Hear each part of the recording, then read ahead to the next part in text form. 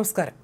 Syrian തലസ്ഥാനമായ Damascus പിടിച്ചെടുത്തതോടെ 24 വർഷത്തെ അടിച്ചമർത്തൽ ഭരണത്തിന് വിരാമമിട്ട് പ്രസിഡന്റ് ബഷർ അൽ അസദ് കുടുംബത്തോടെ നാടുവിട്ടതിന്റെ ആശ്വാസത്തിലാണ് സിറിയൻ ജനത. രാജ്യത്തെ മൂന്നാമത്തെ വലിയ നഗരമായ ഹിംസ് കീഴടക്കിയ ശേഷമാണ് പ്രതിപക്ഷ സേന ഡമാസ്കസ് ലക്ഷ്യമാക്കി നീങ്ങിയത്. പ്രധാന നഗരങ്ങളിൽ നിന്ന് സർക്കാർ സൈന്യം പിൻവാങ്ങിയതോടെ രക്തച്ചൊരിച്ചിലില്ലാതെ ഭരണം പിടിച്ചെടുക്കാനായി. അസദിന്റെ പതനം ലോകമെമ്പാടുമുള്ള സിറിയക്കാർ ആഘോഷിക്കുകയാണ്. അസദ് ഭരണകൂടത്തെ വിമതസേന വീഴ്ത്തിയത് പടക്കം പൊട്ടിച്ചും മധുരം വിതരണം ചെയ്തുമാണ് ഒരു വിഭാഗം ആഘോഷമാക്കിയത്. ഈ സമയം വിമതർ രാജ്യം പിടിച്ചതോടെ സിറിയൻ ജയിലിൽ നിന്നും ആയിരക്കണക്കിന് തടവുകാരെയാണ് മോചിപ്പിച്ചത്. വർഷങ്ങളോളം ഏകാന്ത തടവിനടക്കം വിധിക്കപ്പെട്ടവർ ഇരുട്ടുമുറിയിൽ നിന്നും മോചിപ്പിക്കപ്പെട്ടതോടെ വർഷങ്ങൾക്ക് ശേഷം സൂര്യവെളിച്ചം കാണുന്നതിന്റെ ആഹ്ലാദത്തിലാണ് അവർ. വിമതസേന പിടിച്ചെടുക്കും മുമ്പ് ബഷർ അൽ അസദ് സിറിയ വിട്ടിരുന്നു. അസദും കുടുംബവും റഷ്യയിലാണ് അഭയം തേടിയിരിക്കുന്നത്. സർക്കാരിന്റെ പതനം ഉറപ്പായതോടെ വിമത സംഘം ജയിലുകളിലെത്തി തടവുകാരെ ഒന്നൊന്നായി മോചിപ്പിക്കുകയായിരുന്നു.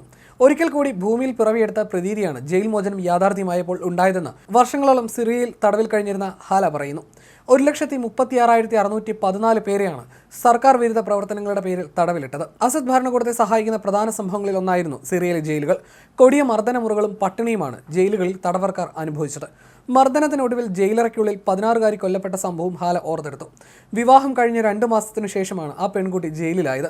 യൂണിവേഴ്സിറ്റിയിൽ പ്രതിഷേധം നടത്തിയവർക്കൊപ്പമാണ് അവളെയും അറസ്റ്റ് ചെയ്ത് കൊണ്ടുവന്നത്. എനിക്ക് പേരില്ല, 1100 എന്നാണ് വിളിച്ചിരുന്നത്. ഹാല അനുഭവം പങ്കുവച്ചു. കുറേ കാലം നമ്പറുകളാൽ അറിയപ്പെട്ടത് കൊണ്ടാകണം യഥാർത്ഥ പേര് പറയാൻ ഹാല ഇപ്പോഴും ഭയക്കുകയാണ്. സിറിയയിൽ വിമതർ അധികാരം പിടിച്ചതോടെ ഹാല ഉൾപ്പെടെ ആയിരക്കണക്കിന് തടവുകാരെയാണ് മോചിപ്പിച്ചത്. 2019 അസദ് ഭരണകൂടം ഭീകരകുറ്റം ആരോപിച്ച് ഹാലയെ അറസ്റ്റ് ചെയ്തത്. സർക്കാരിനെ എതിർക്കുന്നവർക്കും ചാർത്തിക്കെട്ടുന്ന മുദ്രയാണ് ഭീകരകുറ്റം. അലപ്പോയിലേക്കാണ് ഹാലയെ കൊണ്ടുവന്നത്. അതിനുശേഷം നിരവധി ജയിലുകളിലും കഴിഞ്ഞുവെന്നും ഹാല പറയുന്നു. ജയിലിലെ ഓർമ്മകൾ ഒരിക്കലും മായ്ച്ചു കളയാൻ പറ്റില്ലെന്ന് 49-കാരൻ സാഫി അൽ യാസിൻ പറയുന്നു. അലപ്പോയിലെ ജയിലിൽ നിന്നാണ് സാഫിയെ വിമതർ മോചിപ്പിച്ചത്. താൻ കഴിഞ്ഞ ജയിലിൽ 5000-ഓളം തടവുകാരുണ്ടായിരുന്നുവെന്നും സാഫി പറഞ്ഞു. കൊല്ലപ്പണിക്കാരനായിരുന്നു ഇദ്ദേഹം. 2011 ജനകീയ പ്രക്ഷോഭത്തിൽ പങ്കെടുത്തതിന് 31 വർഷത്തെ തടവിനാണ് ഇദ്ദേഹത്തെ ശിക്ഷിച്ചിരുന്നത്. 13 വർഷമായി ജയിലിൽ കഴിയുന്നു. ഇക്കാലയളവിൽ ശാരീരികമായും മാനസികമായും കൊടിയ പീഡനങ്ങൾക്കാണ് വിധേയമായത്. മരണം വരെ അതൊന്നും മനസ്സിൽ നിന്ന് മാഞ്ഞു പോകില്ലെന്നും അദ്ദേഹം പറയുന്നു. ഒരുപക്ഷെ ലോകത്തെ ഏറ്റവും കൂടുതൽ കാലം രാഷ്ട്രീയ തടവുകാരനായി ജയിലിൽ കഴിയേണ്ടി വന്ന തടവുകാരനാവും റായിദ് എന്നാണ് ലോകമെമ്പാടുമുള്ള മനുഷ്യാവകാശ പ്രവർത്തകർ പറയുന്നത്. സിറിയയിലെ കുപ്രസിദ്ധമായ ജയിലുകളിലെല്ലാം ഏകാന്ത തടവിൽ കഴിഞ്ഞിട്ടുണ്ട് റായിദ്.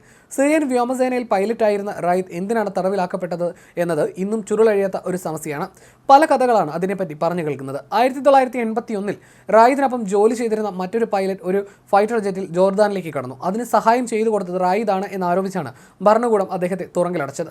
ആദ്യ 2 കൊല്ലം അൽ മൈസ ജയിലിൽ ആയിരുന്ന റായിദിനെ പിന്നീട് കുപ്രസിദ്ധമായ തദ്മൂർ ജയിലിലേക്ക് മാറ്റി. അവിടെ 2000 വരെ കിടന്നു. ശേഷം പീഡനങ്ങൾക്ക് പേരുകേട്ട സൈദ്നയ ജയിലിലേക്ക് മാറ്റി. 2011 ഡമാസ്കസിലെ ആദ്ര സെൻട്രൽ ജയിലിലേക്ക് മാറ്റും വരെ അവിടെ തുടർന്നു. എന്തിനായിരുന്നു ഇത്രയേറെ പീഡനങ്ങൾ റായിദ് സഹിക്കേണ്ടി വന്നത് എന്നതും ഇന്ന് പല കഥകൾക്കും വഴിപാകുന്നുണ്ട്. ബഷർ അൽ അസദിന്റെ പിതാവും അദ്ദേഹത്തിന് മുമ്പ് സിറിയയുടെ പ്രസിഡന്റുമായിരുന്ന ഹാഫിസ് അൽ അസദിന്റെ ക്രൂര സ്വഭാവത്തിന്റെ ഇരയായിരുന്നു റായിദ് എന്നാണ് അനൌദ്യോഗിക രേഖകളിൽ പറയുന്നത്. സിറിയൻ നഗരമായ ഹമയിൽ ബോംബിടണം എന്ന് ഹാഫിസിന്റെ നിർദ്ദേശം അനുസരിക്കാതിരുന്നതിനാണ് റായിദിനെ പ്രസിഡന്റ് ജയിലിലേക്ക് അയച്ചത് എന്നാണ് ഒരു കഥ. ഒരു നഗരം നശിപ്പിക്കണമെന്ന, ജനങ്ങളെ കൊന്നൊടുക്കണമെന്ന പ്രസിഡന്റിന്റെയും മേലുദ്യോഗസ്ഥരുടെയും നിർദ്ദേശം അനുസരിക്കാനോ പ്രതികരിക്കാനോ റായിദ് കൂട്ടാക്കിയില്ല അത്രേ.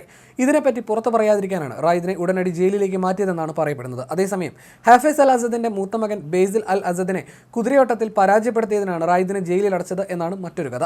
സത്യം എന്തുതന്നെയായാലും ഒരു നിമിഷം മാത്രമായിരുന്നു റായിദിന്റെ കുറ്റവിചാരണയ്ക്കായി കോടതി എടുത്ത സമയം. ആ ഒറ്റ നിമിഷം കൊണ്ട് റായിദ് കുറ്റവാളിയായി മാറി. ആജീവനാന്തം തടവിന് വിധിക്കപ്പെട്ടു. ജയിലുകളിൽ ആരോടും സംസാരിക്കാൻ അനുവാദമില്ലാതിരുന്ന റായിദ് തനിക്ക് ലഭിച്ച ഭക്ഷണാവശിഷ്ടങ്ങൾ കൊണ്ട് ചെറിയ രൂപങ്ങളും ചിത്രങ്ങളും വരച്ചാണ് തടവുകാലം കഴിച്ചുകൂട്ടിയത്.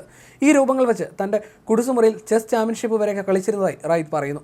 ഇരുട്ടമുറിയിൽ സൂര്യനെയും മനുഷ്യനെയും കാണാതെ കഴിച്ചുകൂട്ടിയ 43 വർഷങ്ങൾ ഒടുവിൽ 1963 തുടങ്ങിയ ബാപ്റ്റിസ്റ്റുകളുടെ ഭരണക്കൊയ്മയുടെ അവസാനം കുറിച്ച വിമത സമരം റായിദിന് സമ്മാനിച്ചത് സ്വാതന്ത്ര്യ സമരത്തിന്റെ സൂര്യവെളിച്ചമാണ്.